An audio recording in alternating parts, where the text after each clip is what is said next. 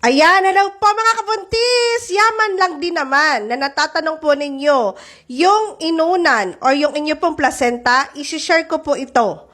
Kung ano po ang makikita po ninyo mismo sa inyo pong mga ultrasound result. Okay? Okay. Mga kabuntis, listen para meron po kayong idea kung ano po yung nababasa po ninyo sa inyo pong ultrasound. Okay? So, pwede nyo pong kuhanin ng ultrasound po ninyo para masundan nyo po ako. Okay? So, anyways, mga kabuntis, ito po yung mga location ng inyo pong mga inunan. Okay, ito po. Yan. Mamaya ipa-flash ko ulit yan para mabasa po ninyo. Okay? So, anyways, doon po muna tayo sa pundal. Okay? So, pag pundal po, yan, pakita ko po sa inyo po yung akin pong internal reproductive organ. Okay. So, wait lang po ha, ikabit ko lang po ito. Okay, mga kabuntis, ito po yung internal reproductive organ.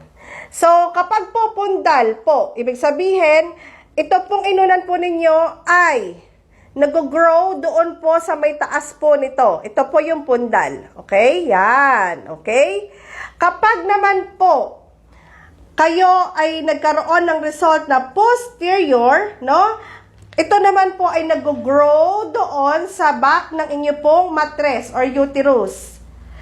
Kapag naman po, kayo ay nagkaroon ng result na low-lying placenta or low-lying na inunan, sa result po ninyo, nakalagay po ito, nakagrow po iyon dito po mismo. Ayan. Okay? Kapag naman po, ang result po ninyo ay anterior placenta, ibig sabihin, ito po ay nag-grow yung inunan po ninyo dito po mismo sa bandang harapan ng inyo pong mattress. Okay? So, kahit po kayo nakaupo, nakahiga, nakatayo, no, kahit anong position nyo po ando doon po yon sa may unahan po ng inyo pong mattress. Okay?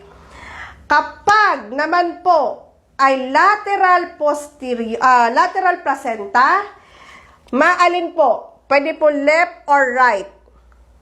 No? Maalin po diyan kung saan po nag-grow yung inyo pong inunan. Okay? So mga kabuntis, nabanggit ko kanina yung low-lying, na dito po mismo nag-grow dito. No? Sa inyo pong mababa ng inyong mattress, sa baba ng inyong mattress, okay? So mga kabuntis, yan po ay hindi po pwedeng i-IE, no? Wag na wag po kayo magpapa-IE at hindi rin po kayo pwedeng makipag-labing-labing kapag may result po kayo niyan, okay? No. Okay, ano pa? Kapag may low-lying po kayo na placenta, kailangan po ay makapagpakonsulta na kagad kayo sa inyo pong OB. No, bakit? Pwede po kayong i-advise or bigyan po ng idea kung ano ang gagawin po ninyo. Kasi hindi po talaga yan dapat nagkikilos, lalo na kapag po totalis. Ibig sabihin, pag totalis, nakaharang talaga siya mismo dun sa dadaanan ng bata. Nauuna po siya. Okay? And then, hindi po kasi yan pwedeng kumilos ng kumilos, magagawa na magagawa, magbubuhat na magbubuhat, kasi nga po pwedeng kayong duguin. Okay? So, ano pa po? Yung ganyan pong mga sitwasyon, low-lying, no? Marginal, or di kayo po ay totalis, kailangan po talaga ng OB para kayo po ay ma-advise kung kayo masa-CS or pwedeng mahintay pa, no? Kasi po iba-iba po ang low-lying placenta, no? So meron pong marginal, so ibig sabihin pwede pa yung normal, na po mula po doon sa inyo pong labasan ng baby po ninyo doon sa may kwelyo ng inyong mattress, meron pang spaces, no? Meron din pong partial, no? So, marami po yan, mga kabuntis. Kaya nga po, kailangan aware din po kayo kung ano po yung result ng inyo pong ultrasound, okay?